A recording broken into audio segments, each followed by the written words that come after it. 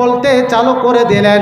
বললেন কি যে দেখো, যদি ওই গোলামটি, তোমাদের ওই গোলামটি অন্য মালিকের, যদি ওই মালিক তো কিনে নিয়ে আসলো, আর অন্য মালিকের যদি কাম করে, ওই মালিককে ছেড়ে অন্য মালিকের যদি কাম করে, তবে গোলামটিকে কি করা হবে?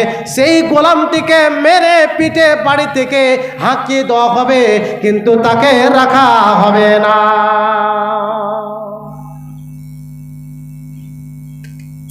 খতম হয়ে গেল।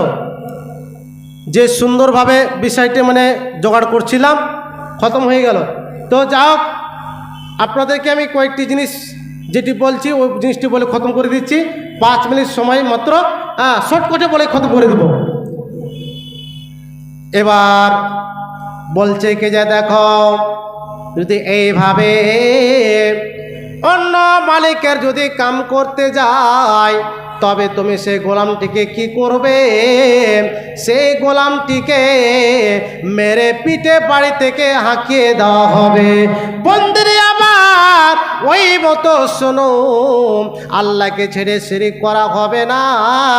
আল্লাহকে ছেড়ে যদি তুমি এইভাবে শিরিক করতে যাও, অন্য জায়গাতে মাথা নত করো, তবে আল্লাহকে ছেড়ে তুমি শিরিক করলে, আর এইভাবে যদি শিরিক করতে যাও, তবে আল্লাহ রাব্বুল আলামিন তোমাকে কখনো ক্ষমা করবে না।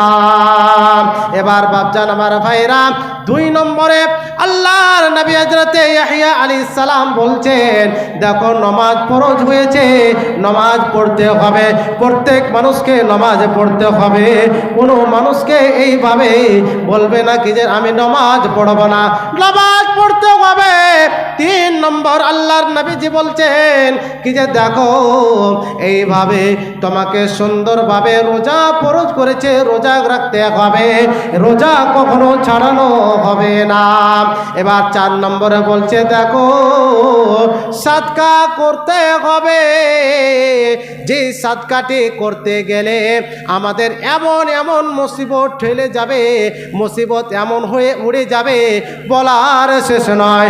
যে মুসিবতগুলি আসমান থেকে নাজিল হয়, আর আসমান থেকে নাজিল হতে থাকে, আর ওই সময়তে যদি আপনি সাদকা করলেন, দান করলেন, যে মতো আজকে এইভাবে মাদ্রাসাতে একটি জালসা আয়োজন করা হয়েছে, আপনারা সবাই এসেছেন, বলবেন কি যে মাওলানা আমরা 1, 200, 500 করে, 1000 করে দান করব। এইভাবে যদি দান করতে লাগেন, তবে আপনার হতে পারে যে মুসিবতটা আল্লাহ রাব্বুল আলামিন নাজিল করবে, সেই মুসিবতটা হটে যাবে আর আপনার কাছে আসবে না।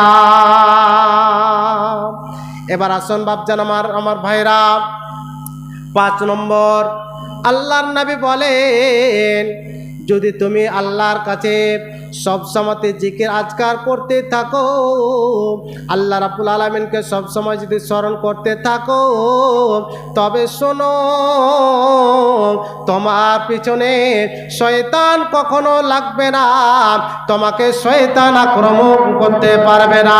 যেমন কি যে আপনি আজকে জালসা শুনে যাবেন বাড়ি, আর বাড়ি যেতে যেতে এমন একটা ডাকাত আপনার পিছে লেগে গিয়েছে। এবার লেগে যাওয়ার পর আপনি দৌড়তে এমন একটি জায়গাতে যে আপনি লুকিয়ে পড়লেন, সেই জায়গাতে সেই ডাকাতটি আপনাকে মারতে পারল না, আপনি বেঁচে গেলেন। ওই মতো বাপজান আমার ভাইরা, এই জিহ্বাতে আপনি সব সময়তে আল্লাহ জিকির করতে থাকবেন, আর যদি জিকির করতে থাকেন, তবে আল্লাহ রাব্বুল আলামিন আপনাকে শয়তানের হাত থেকে বাঁচিয়ে রাখবে। আপনি কখনো শয়তানের পাল্লাতে পড়বে না। বাস খতম করে দিলাম। যাক, সময় খতম হয়ে গিয়েছে। এই সময় যে বলে দিয়েছেন, আবার কথা যদি বলতে গেলে অগণ্য করা হবে। যাক, অনেক লম্বা বিষয় ছিল, আরও বলতে গেলে মোটামুটি 1 ঘন্টা সময় লাগবে। আল্লাহ পাক রব্বুল আলামিন আমাদেরকে এই জিহ্বার কথা বললাম, বাপজান আমার ভাইরা, যে দোয়াটি পড়েছিলাম, ওই দোয়াটি আমল করবেন, আর এই জিহ্বার দ্বারা থেকে বাঁচবেন। অন্য মানুষ যেন আমাদের এই জিহ্বা তারা থেকে কষ্ট যেন না পায়, অন্য মানুষের জন্য আমরা গীবত যেন না করি। আল্লাহ পাক রব্বুল আলামিন আমাদেরকে এই সমস্ত গুনাহগুলি থেকে বাঁচার তৌফিক দান করুন। আল্লাহুম্মা আমিন। ওয়া মা আলাইনা ইল্লাল বালাগ। আসসালামু আলাইকুম ওয়া রাহমাতুল্লাহি ওয়া বারাকাতুহু। ওয়ালাইকুম আসসালাম ওয়া রাহমাতুল্লাহি ওয়া বারাকাতুহু। মানব জাতিকে আল্লাহ পাক রব্বুল আলামিন অনেক কিছু নিয়ামত প্রদান করেছেন, তার মধ্যে একটি